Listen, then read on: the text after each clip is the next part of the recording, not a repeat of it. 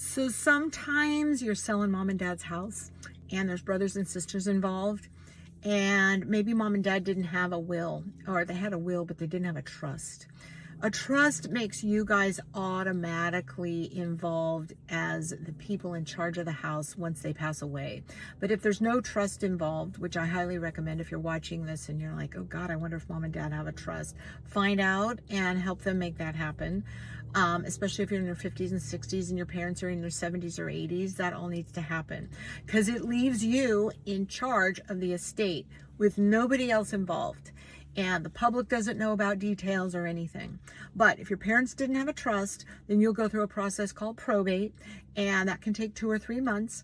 An attorney moves it through the process for you, and eventually a judge hands you papers. They're called letters of testamentary, and that makes you the administrator.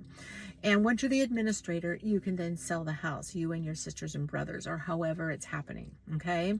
Now, while all of that's floating through the court process, you might want to think about getting a realtor involved right up front so that if you guys are selling the house and putting it on the market, it's ready when you get those letters, because you don't need to spend another month and a half after the court time. So you can start cleaning, decluttering, hauling things, doing whatever you need to do to the house to get it on the market. And then when you get the letters, maybe that same week, you can actually have the house on the market. An open house can happen. The realtor does an open house right away, and you're in contract with a new buyer within 4 or 5 days. So syncing it all up with a realtor involved can be very beneficial to you and a little bit less insanity because you'll know what's going on in the process of selling the home. There's a few nuances that are a little bit different than just selling a home if you're selling a house.